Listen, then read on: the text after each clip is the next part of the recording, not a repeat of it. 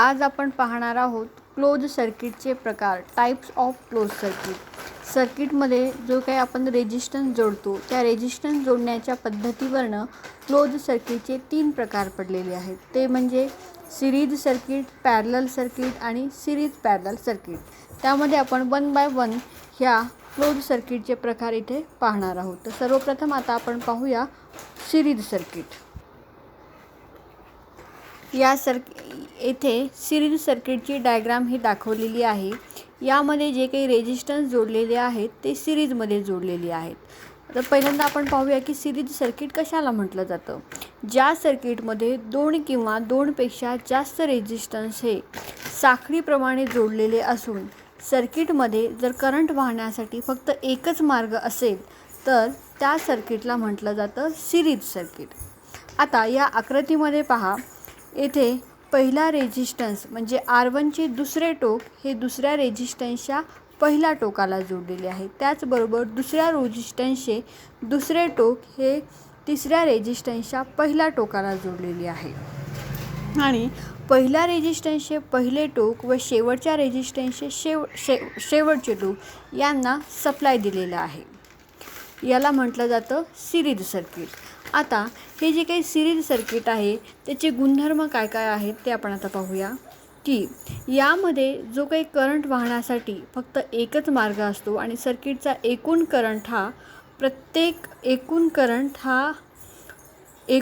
एवढा करंट हा प्रत्येक रेजिस्टन्समधून वाहतो.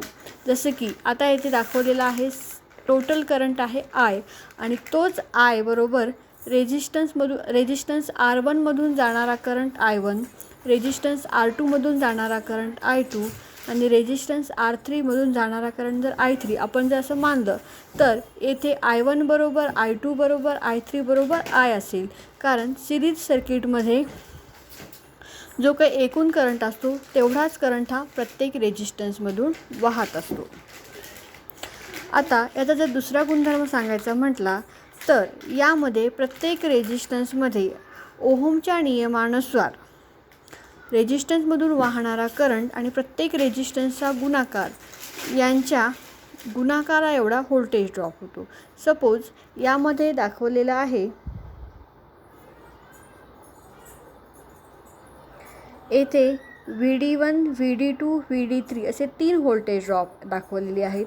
यामध्ये VD1 म्हणजे आहे I1 गुणिले R1, त्याचबरोबर VD2 म्हणजे I2 गुणिले R2, VD3 म्हणजे I3 गुणिले R3.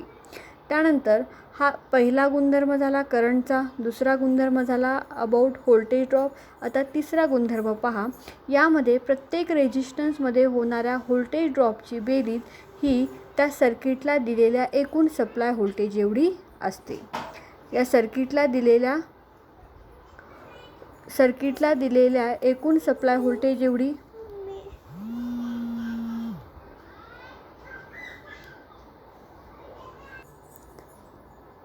यामध्ये जर सर्किटला दिलेला सप्लाय व्होल्टेज हा VT आहे तर टोटल व्होल्टेज VT बरोबर असणार आहे VD1 अधिक VD2 अधिक VD3. म्हणजेच टोटल व्होल्टेज आपल्याला माहितीच आहे, अकॉर्डिंग टू ओहम्सला V बरोबर काय असतं I गुणिले R. त्यामुळे इथे जर टोटल व्होल्टेज VT बरोबर VD1 अधिक VD2 अधिक VD3 असेल तर आपण काय म्हणू शकू, I गुणिले R बरोबर I1 गुणिले R1 अधिक I2 गुणिले R2 अधिक I3 गुणिले R3. त्यामुळे इथे पहा,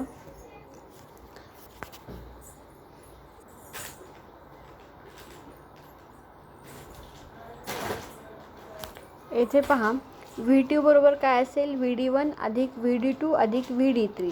VT म्हणजेच काय असतं I गुणिले R बरोबर I1 गुणिले R1 I2 गुणिले R2 प्लस I3 गुणिले R3. यामध्ये I1 बरोबर I2 बरोबर I3 बरोबर I आहे. त्यामुळे आपण इथून I जर कॉमन काढलं तर ब्रॅकेटमध्ये काय उरतं R1 अधिक R2 अधिक R3. इकडले I आणि तिकडलं I जर आपण कॅन्सल केलं तर आपण सांगू शकतो R बरोबर येतं R1 अधिक R2 अधिक R3. हा झाला सिरीज सर्किटचा तिसरा गुणधर्म. आता जर आपण टोटल रेजिस्टन्स सांगायचं म्हणलं तर काय येईल, R बरोबर R1 अधिक R2 अधिक R3. म्हणजे जसं जसं सर्किटमध्ये जर रेजिस्टन्स वाढत जातील तसा तसा सर्किटचा एकूण रेजिस्टन्स हा वाढत जातो आणि करंट हा कमी होतो. आता या सिरीज सर्किटमधील एखादा जर रेजिस्टन्स तुटला असेल, एखादा जर रेजिस्टन्स तुटला किंवा ओपन झाला किंवा स्विच जर ओपन झालं तर संपूर्ण सर्किट हे बंद पडते. म्हणजेच या सर्किटमध्ये कोणत्याही एका रेजिस्टन्सवरती आपल्याला नियंत्रण ठेवता येत नाही. एका रेजिस्टन्सवरती नियंत्रण ठेवणे म्हणजेच पूर्ण सर्किटवरती नियंत्रण ठेवणे होय. जर सारख्याच किमतीचे जर रेजिस्टन्स आपण सिरीजमध्ये जोडलो तर प्रत्येक रेजिस्टन्समध्ये हा सारखाच व्होल्टेज ड्रॉप होईल. आणि जर वेगवेगळ्या किमतीचे रेजिस्टन्स जर आपण सिरीजमध्ये जोडले तर त्या रेजिस्टन्सच्या किमतीप्रमाणे व्होल्टेज ड्रॉप हा येथे होतो. जर सारख्या वॅटेजेसचे किंवा सारख्या वॅटेजेसचे व रेजिस्टन्सचे दोन रेजिस्टन्स जर सिरीजमध्ये जोडले तर त्या सर्किटची पॉवर ही निम्मी होते. तर त्यानंतर आता आपण पाहूयात की ह्या सिरीज सर्किटचे उपयोग हा कुठे केले जाते. सर्किटमधील फ्यूज हे सिरीजमध्ये जोडली जातात. व्होल्टमीटरचा मल्टिप्लायरचा रेजिस्टन्स हा सिरीजमध्ये असतो. विद्युत रोषणाईतील मिनीचर लॅम्प हा सिरीजमध्ये असतात. टॉर्चमधील सेल्स हे सिरीजमध्ये असतात. मोटारच्या स्टार्टरमधील ओव्हरलोड कॉईल ही सिरीजमध्ये असते. ॲमीटर हे सिरीजमध्ये जोडतात. त्यानंतर आपण पाहूया जर सिरीज सर्किटमध्ये जर शॉर्ट झाला तर काय करायचं. जर सिरीज सर्किटमधील एखादा रेजिस्टन्स शॉर्ट झाला,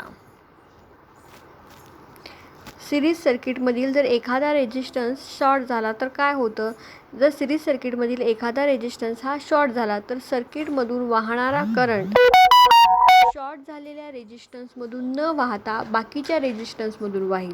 म्हणजेच जर सपोज आपण R3 रेजिस्टन्स हा शॉर्ट झाला असेल तर R3 हा रेजिस्टन्स सर्किटमधून निघून जाईल आणि सर्किटमधील जो काही करंट आहे तो R3 मधून न वाहता बाकीचे रेजिस्टन्स म्हणजे R1 आणि R2 मधून वाहतो. त्यामुळेच आपण काय म्हणू, जर सिरीज सर्किटमध्ये एखादा रेजिस्टन्स शॉर्ट झाला तर सर्किटमधला वाहणारा करंट हा शॉर्ट झालेल्या रेजिस्टन्समधून न वाहता बाकीच्या रेजिस्टन्समधून वाहील आणि शॉर्ट झालेला रेजिस्टन्स हा सर्किटमधून निघून जाईल. त्यामुळे जो काही सर्किटचा टोटल रेजिस्टन्स आहे तो कमी होतो आणि जर रेजिस्टन्स कमी झालं तर करंट हा वाढतो. सप्लाय व्होल्टेज हा सर्किटमधील त्या रेजिस्टन्सच्या किमतीनुसार विभागेल. अशा रीतीने जर एखादा रेजिस्टन्स शॉर्ट झाला तर त्यामुळे सर्किटचा जो काही करंट आहे तो वाढेल आणि हा वाढलेला करंट इतर रेजिस्टन्समधून वाहील. वाढीव करंट जर सहन करण्याची क्षमता रेजिस्टन्समध्ये असेल तर एखादा रेजिस्टन्स शॉर्ट झाल्याने सर्किटवरती काहीही परिणाम होणार नाही व सर्किट हे सुरक्षित राहील. मात्र वाढीव करंट सहन करण्याची क्षमता जर त्या रेजिस्टन्समध्ये नसेल तर रेजिस्टन्स खराब होऊन ओपन सर्किट होऊन सर्किट हे बंद पडेल. जर एखाद्या वेळेस सिरीज सर्किटमध्ये डेड शॉर्ट झाले तर संपूर्ण रेजिस्टन्स हे सर्किटमधनं निघून जाऊन प्रचंड करंट वाहून सर्किटमध्ये उष्णता निर्माण होऊन आग लागण्याची शक्यताही असते. त्यामुळे सर्किटमध्ये जर शॉर्ट सर्किट होण्याचा धोका टाळायचा असेल तर सर्किटच्या सुरुवातीला सिरीजमध्ये फ्यूज किंवा MCB हा जोडावा.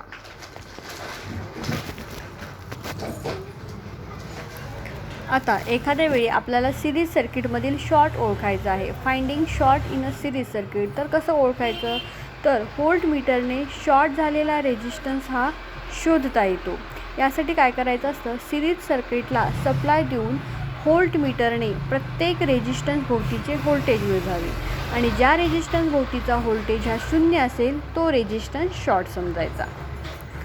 सिरीज सर्किटमधील शॉर्ट आपण व्होल्टमीटरने कसं ओळखायचं, तर व्होल्टमीटरचा वापर करून आपण प्रत्येक रेजिस्टन्स भोवतीचा व्होल्टेज हा मोजायचा आहे आणि ज्या रेजिस्टन्स भोवतीचा व्होल्टेज हा 0 असेल तो रेजिस्टन्स शॉर्ट समजावा.